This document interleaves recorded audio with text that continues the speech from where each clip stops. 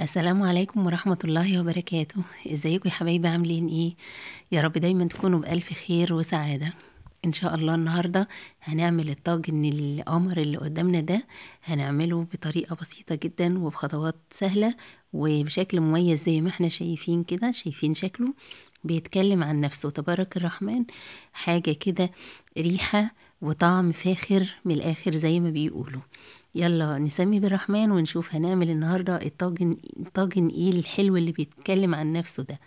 ما شاء الله تبارك الرحمن. هنعمل النهاردة طاجن البامية باللحمة، وهنعمله بطريقة سهلة وبطعم مميز جدا جدا. يلا على طول ندخل نشوف هنعمله ازاي.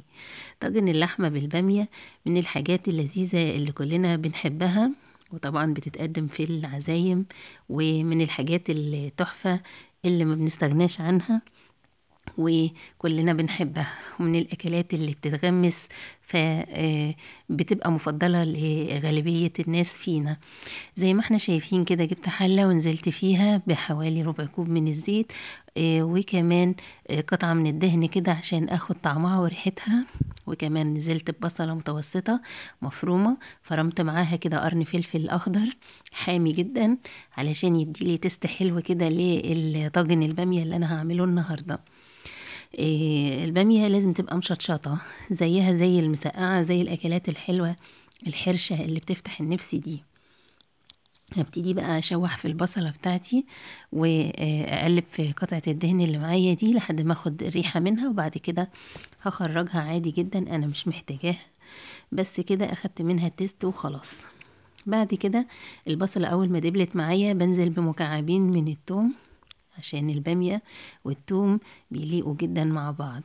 هبتدي بقى اشوح في الثوم مع البصلة كده علشان خاطر يفك معايا. هو زي ما احنا شايفين مجمد، ويتشوح معايا بقى ويديني الريحة بتاعته الحلوة. اللهم بارك.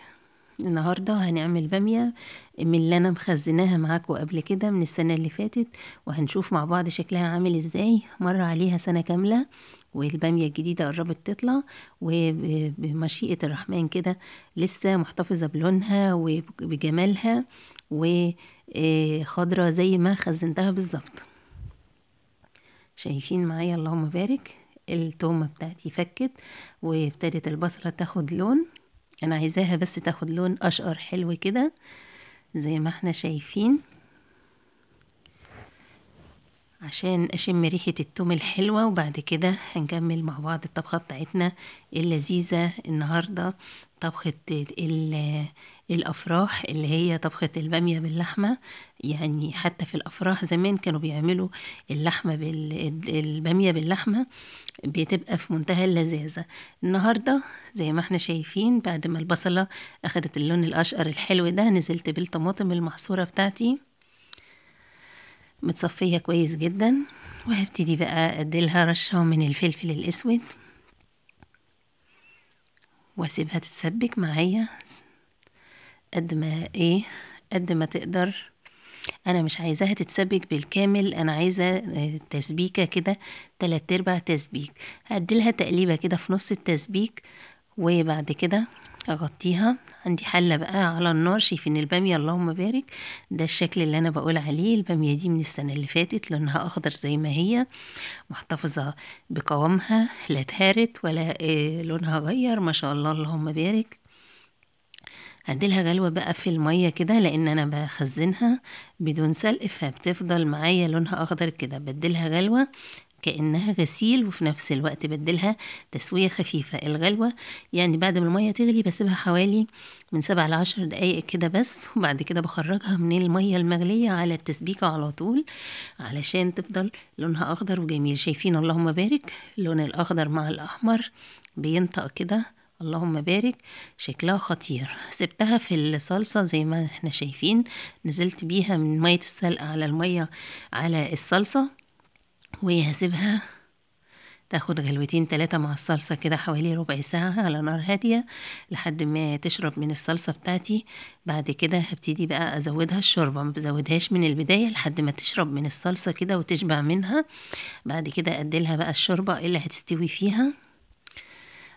انا عندي اللحمة مسوياها مسوياها تسوية 3/4 سوا، عشان بعد كده احطها للبامية تكمل سوا مع البامية وتاخد بقى من التست الحلو زي ما احنا شايفين كده. هسيبها مع البامية حوالي نص ساعة على نار هادية جدا. احلى بامية ممكن تاكليها هي البامية اللي بتعمليها على نار هادية، بتبقى طعمها خطير، وكمان بقى بتاخد راحتها بقى وتاخد من الاطعمة كلها تتداخل مع بعضها كده. اديت لها الملح بتاعي المظبوط، وبعد كده جبت الطاجن بتاعي. انا ليا مزاج النهاردة اعمل البامية في الطاجن الفخار، وهبتدي بقى اغرف البامية بعد ما سويتها في الحلة كده.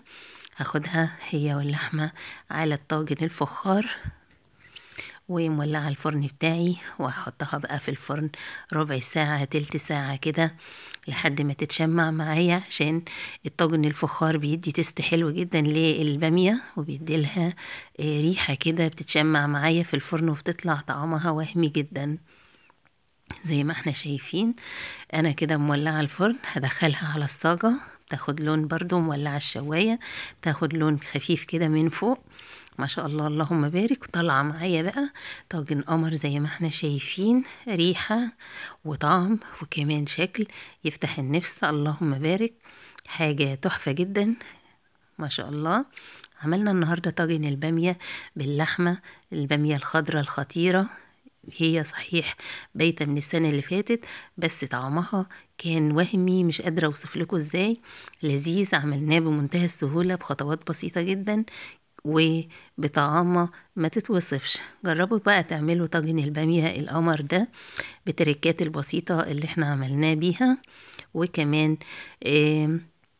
لو عجبكم الفيديو بقى النهاردة ما تنسوش تدعموني بلايك وكومنت حلو زيكم، وشير كتير جدا لحبايبكم علشان الفيديو يوصل لأكبر قدر ممكن من حبايبكم، وكمان علشان يوصلكم مني كل جديد لازم تفعلوا الجرس على الكل.